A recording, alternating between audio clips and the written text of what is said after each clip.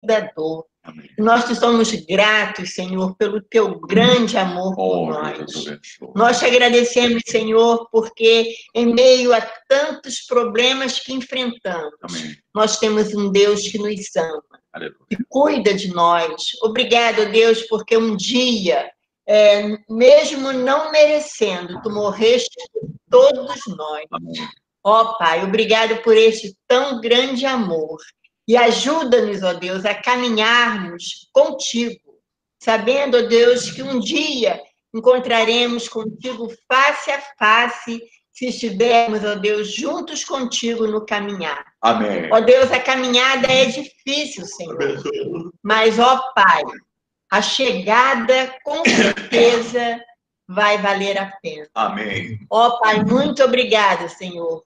Continue cuidando de nós, fazendo, ó Deus, que nós possamos estar sempre, ó Deus, com o propósito de louvar e engrandecer o teu nome, porque só o Senhor é digno de todo louvor, de toda glória, de toda honra. Amém. Obrigado por este privilégio, em nome de Jesus. Amém. Amém. Amém. Glória a Deus. Pastor Enio, está com a palavra? Trazer a palavra nesta manhã. Bom dia, irmãos, graça e paz. É um privilégio muito grande poder estar compartilhando com os irmãos nesse culto. E eu gostaria de, em tempos de coronavírus, lembrarmos das provações que a igreja primitiva sofreu, né? E eu estava pensando essa noite passada, né, enquanto eu preparava alguns slides para compartilhar com os irmãos, lembrando de Paulo e Silas, e na sua jornada missionária, todas as provações que eles passaram em Filipos. Daí eu gostaria de meditar com os irmãos sobre o tema segurança bendita. Né? Atos 16, de 22 a 33, fala, né, que a multidão se levantou unida contra Paulo, Silas e Lucas e toda aquela equipe missionária. Os magistrados, rasgando-lhe as vestes, mandaram açoitá-los com varas. Então, aquela turba enfurecida batendo nos evangelistas. Havendo-lhe dado muitos açoites, os lançaram na prisão, mandando ao carcereiro que os guardasse com segurança, o qual, tendo recebido tal ordem, os lançou no cárcere interior e segurou os pés nos troncos. Então, a situação era muito complicada para os nossos missionários.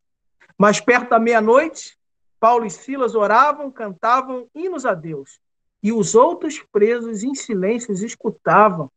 E, de repente, sobreveio um tão grande terremoto que os alicerces do cárcere se moveram, e logo se abriram todas as portas e foram soltas as prisões de todos. E, acordando o carcereiro e vendo abertas as portas da prisão, tirou a espada e quis matar-se, cuidando que os presos já tinham fugido. O carcereiro era o responsável por manter aqueles presos em segurança, né? E a legislação romana era bem cruel quanto a isso, que o carcereiro pagaria com a sua própria vida por ter deixado escapar os prisioneiros. Então, o carcereiro já estava tentando se suicidar.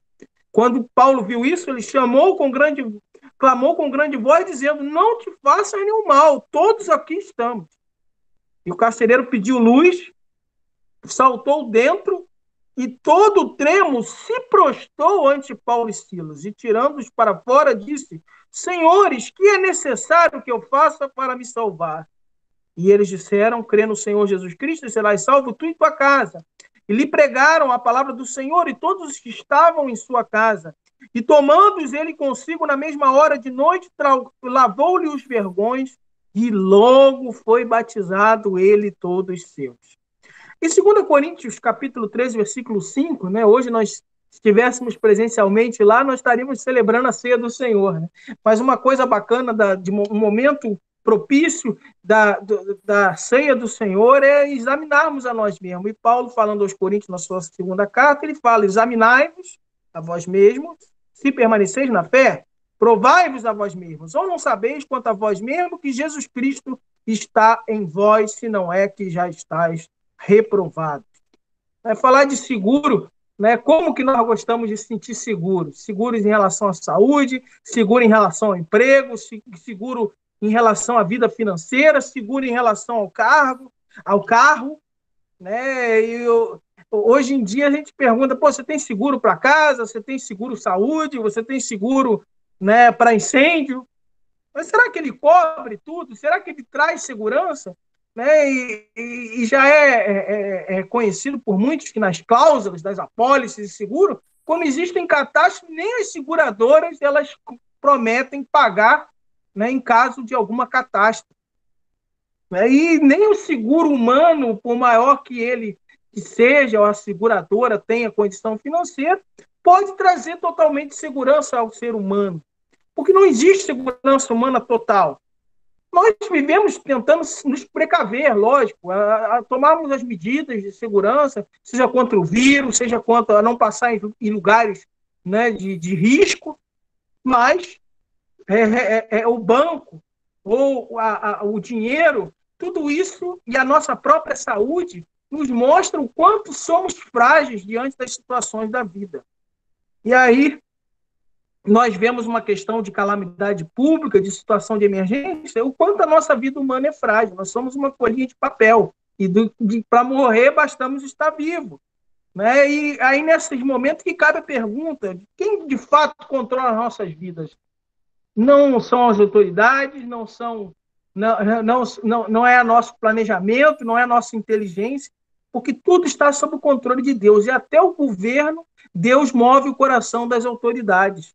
Né? E nós não devemos ser dominados pelo medo. Nada na nossa vida acontece sem a permissão de Deus. Não acontece em acasos. E até essa epidemia que está surgindo no mundo, Deus não provocou a epidemia. Os homens, né, são os responsáveis suas próprias desgraças, porque colhem em si mesmos os frutos das suas ações. Mas Deus autoriza, porque nem um passarinho cai sem a permissão de Deus, e até os fios dos nossos cabelos estão contados. Mas e por que ele permite desgraça? Porque tudo tem um propósito na vida do servo de Deus. Romanos 8:28 fala que todas as coisas contribuem para o bem daqueles que amam a Deus, daqueles que são chamados segundo o seu decreto. Então nós vemos aí nesse texto de Atos que Paulo e Silas foram parar na prisão, né? Tomaram varada, foram açoitados, mas Deus tinha um propósito. Deus usou aquilo para salvar o carcereiro e toda a sua família. E ali em Filipos pôde florescer uma igreja maravilhosa. Então nós vemos, em primeiro lugar, que apesar de eles estarem presos, ultrajados, mas eles estavam livres, alegres e felizes. Né? Eles poderiam estar revoltados ou desanimados, espiritualmente falando. Paulo, a gente viu que ele viu frustrar seus evangelísticos. Se a gente começa a ler do início do capítulo 16, a gente verifica que Paulo, ele queria, nessa viagem missionária, parar na Galácia. Né? Ele, ao passar pela Galácia, a palavra de Deus diz no versículo 6 de Atos 16, que ele foi impedido pelo Espírito Santo de pregar na Ásia. Mas foi impedido, porque não estava nos planos de Deus. Ele queria ir para Bitínia, e também Deus não deixou que ele fosse para Bitínia. Mas ele não perdeu a sensibilidade espiritual. Naquela noite, daquele esforço missionário, ele teve a visão de um homem falando, passa a Macedônia e ajuda. E aí ele entendeu que Deus estava mandando ele para Macedônia. E a primeira cidade que ele foi parar foi justamente Filipos. Filipos foi dali que houve a conversão de Lídia, né, uma vendedora de púrpura, que abrigou Paulo e Silas na sua casa, com Lucas. No entanto, ali teve uma oposição ferrenha contra o evangelho. Uma mulher endemoniada vivia perseguindo, e Paulo, ao expulsar o demônio dela, os seus donos, que ganhavam muito lucro com isso, ficaram revoltados e atiçaram toda a cidade contra Paulo e a sua equipe missionária. Nós vemos que Deus não poupou os seus servos de receberem açoites, não poupou de que eles parassem na prisão. Só que a prisão não foi capaz de interromper a capacidade de testemunho de Paulo e Silas. Eles tinham uma audiência cativa ali na televisão. Na prisão. Estava todo mundo preso com eles e tinham que ouvir. Não tinha para onde fugir. Estava todo mundo preso lá. E aí, em vez deles ficarem chorando, se lamentando, né, ou reclamando com Deus, eles começaram a louvar e exaltar o nome de Deus. E aí Deus operou maravilhosamente ali na prisão.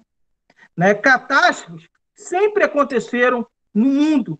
E ali aconteceu uma outra catástrofe quando eles estavam na prisão, com um terremoto, né, que podia até significar liberdade para os presos, mas para o carcereiro significava a ameaça dele morrer, dele pagar com a sua vida por, de repente, uma catástrofe de todos os presos fugirem e ele ser responsabilizado.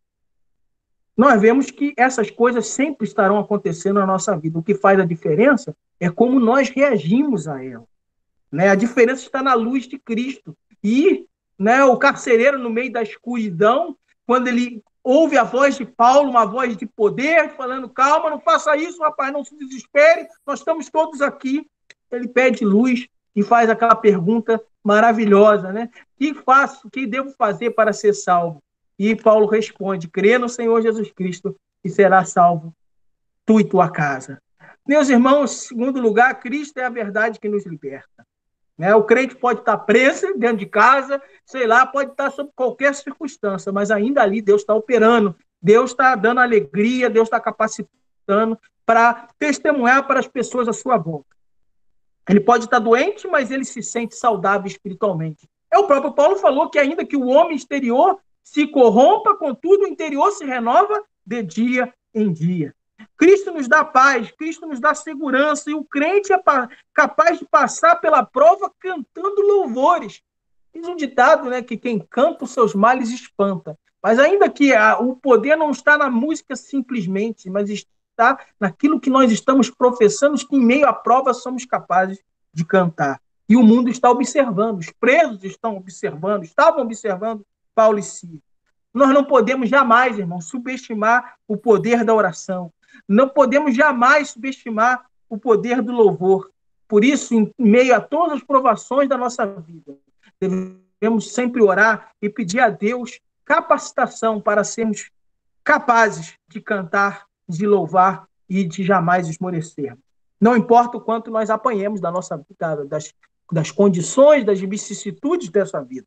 Né? Não importa o quanto você apanhou, eles tinham apanhado de vara, com certeza estava doendo, estava pinicando na prisão. E os pés deles estavam presos, mas a boca estava livre para louvar o Senhor. Não importa se você está amarrado, não importa se você está numa cama, não importa se você está na sua casa, aonde estiver, sermos capazes de louvar ao Senhor. Não deixe que as pessoas em volta de você se desesperem. Né? Ele viu o carcereiro pegar a espada e querer se lançar sobre ela. A gente agora, em tempos de coronavírus, é comum a gente ver pessoas se desesperando, o mundo vai acabar, né? Estamos perdidos, vai todo mundo pegar o vírus, vai todo mundo morrer. Né? O servo de Deus jamais perde a sua esperança. Paulo era especialista em manter a calma em momentos de dificuldade. Eu lembro no naufrágio, o pastor Raimundo esteve falando no domingo passado, né? Naquele naufrágio ali, quando estava todo mundo no barco, em Atos capítulo 28, 27, 28. Estavam se desesperando, fala, calma que Deus vai preservar a vida de todo mundo do navio. Calma que Deus ainda está no controle. Né? E aí, eu digo para os irmãos, em último lugar, né, nós estamos sendo provados, estaremos sempre. Sabe quando termina a prova? Só quando nós fomos chamados à presença de Deus. Né? Aí sim, nós vamos receber a nota final do nosso curso aqui na Terra, na nossa caminhada até a Canaã celestial, que antes tem que passar pelo deserto. Né? Então, os problemas que Deus permite, eles têm a finalidade de mostrar o quão frágeis e dependentes de Deus nós somos.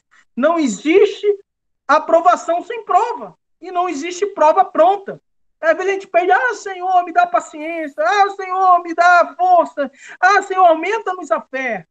Deus não dá, não existe uma mercadoria chamada fé pronta, paciência, não. O que Deus nos dá são oportunidades de exercermos a nossa fé, a nossa confiança. Senhor, alegra o meu coração. Deus nos dá tristeza para nós sermos capazes de exercitar alegria nele. O caminho para Canaã é longo, é preciso atravessar um deserto, é preciso sermos aprovados. Deus nos dá essa prova. Né? Na loja de Deus, como diz uma história antiga, né? Que a pessoa chegou na loja cheio de virtudes e qualidades que compõem o fruto do Espírito Santo, né? E aí, na hora que ele falou, eu quero mais, me dá, Senhor, mais longanimidade, me dá mais. E aí ele pensou que ia pegar um embrulho enorme, e aí Deus só mandou um pacotinho pequeno, falou, olha, na loja de Deus só se vende semente. Né? Você tem que plantar, regar no dia a dia. Né? E a nota que nós vamos tirar, né, ela depende exatamente da nossa capacidade de sermos aprovados por Deus em meio às provações.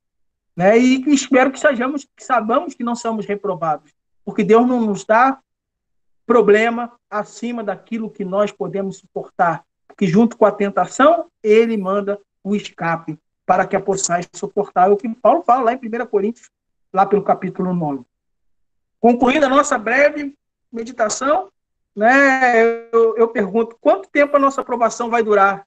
Vai durar a nossa vida toda. Né? O coronavírus, mas vão vir outros vírus, doenças, problemas financeiros, sempre vamos enfrentar problemas. Né? Enquanto vivemos nesta terra, teremos aflição, não é o que Jesus nos fala, conforme é registrado em João, capítulo 16, versículo 33, no mundo tereis aflições, tende bom ânimo, eu venci o mundo.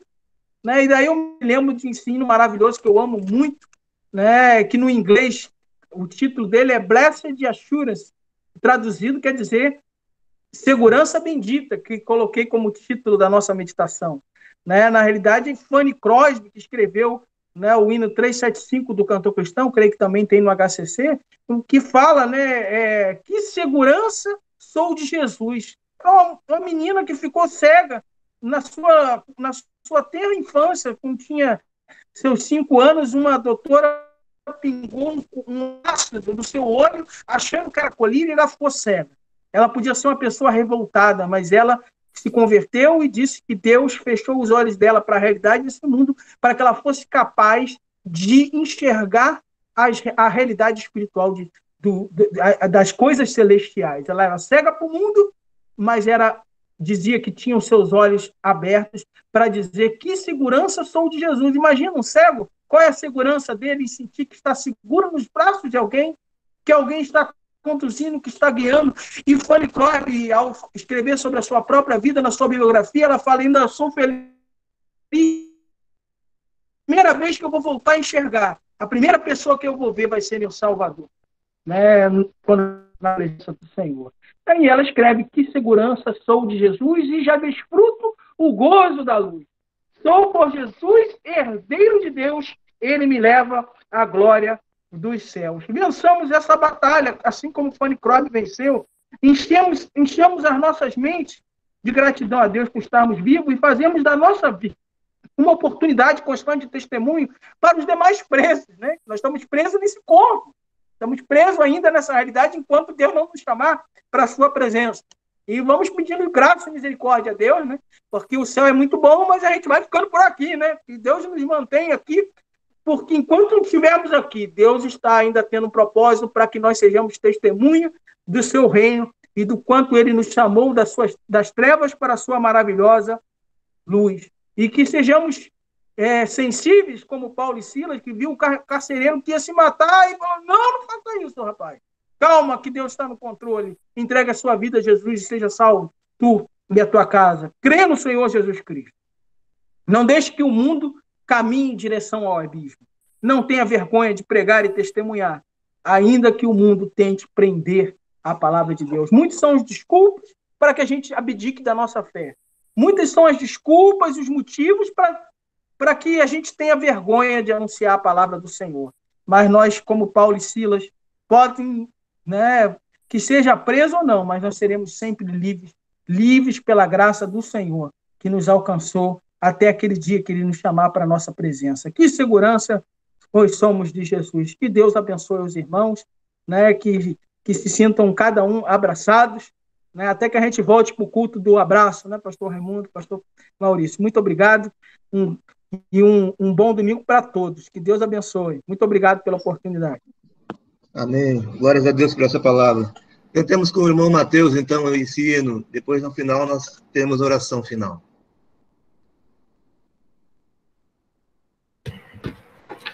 No HCC é o 417, né? Como não tem ele aqui projetado, mas os irmãos vão acompanhando aí. Que segurança sou de Jesus, que já desfruto as bênçãos da luz.